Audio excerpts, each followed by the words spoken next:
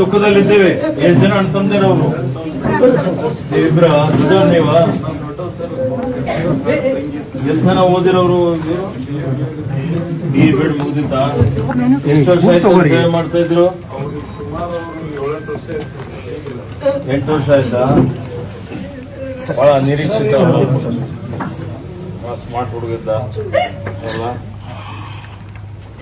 ಬಹಳ ಅನ್ಯಾಯ ಆಯ್ತಿದ್ದು. ಈಗ ಯಾರೇ ದುಷ್ಕರ್ಮಿಗಳು ಯಾರೇ ಇದ್ರು ಇಲ್ಲೇ ಇದ್ರು ಈಗ ಪೊಲೀಸರ ತಂಡ ಎಲ್ಲ ಹೋಗಿದೆ, ಅವ್ರಿಗೆ ಶಿಕ್ಷೆ ಕೊಡ್ಸರೆ. ಹೊರ ಮುಖ್ಯಮಂತ್ರಿಯವರಿಗೂ ಮಾತಾಡಿದ್ದೇನೆ, ಗೃಹ ಮಂತ್ರಿಗಳಿಗೆ ಮಾತಾಡಿದ್ದೇನೆ, ಎಲ್ಲ ಹಿರಿಯ ಪೊಲೀಸ್ ಅಧಿಕಾರಿಗಳೆಲ್ಲ ಇಲ್ಲೇ ಬಿಟ್ಟಿದ್ದಾರೆ.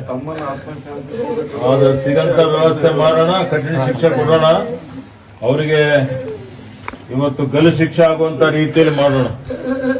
ಈ ಒಂದು ಪದ್ಧತಿ ನಮ್ಮಲ್ಲಿ ಬೀದರಲ್ಲಿ ಯಾವತ್ತೂ ನೋಡಿಲ್ಲ ನಾವು.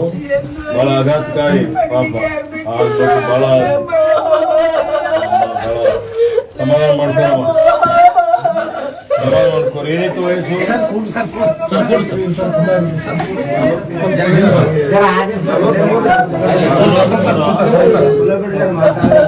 ಮದುವೆ ಆಗಿತ್ತ?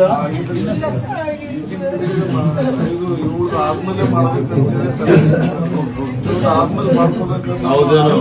ಸ್ವಲ್ಪ ನೀವು ತಂಗಿನ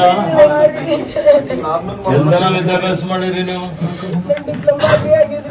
ಡಿಪ್ಲೊಮಾ ಅಗ್ರಿ ಆಗಿದೆಯಾ?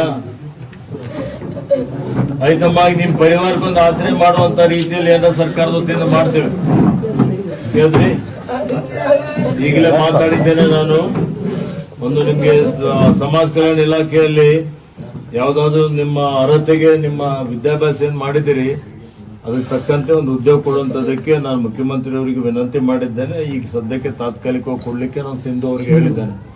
ಸಿಂಧು ಎಲ್ಲಿ ಮಾಡಿ ಸಮಾಜ ಕಲ್ಯಾಣ ಇಲಾಖೆ ವತಿಯಿಂದ ಏನು ನಿಮ್ಗೇನು ಪರಿಹಾರ ಬರ್ತದೆ ಆ ಪರಿಹಾರ ಒಂದು ಜಮಾ ಮಾಡಿಬಿಡಿ ಅವ್ರ ಅಕೌಂಟ್ ಅಲ್ಲಿ. ಯಾರು ತಂದೆ ತಾಯಿ ಇದಾರಲ್ಲ, ತಾಯಿಯ ಖಾತೆಯಲ್ಲಿ ಜಮಾ ಮಾಡಿ. ಪೆನ್ಷನ್ ಎಷ್ಟಿದೆ? ಪೆನ್ಷನ್ ಕೊಡುವಂಥದ್ದು ವ್ಯವಸ್ಥೆನೂ ಮಾಡಿ.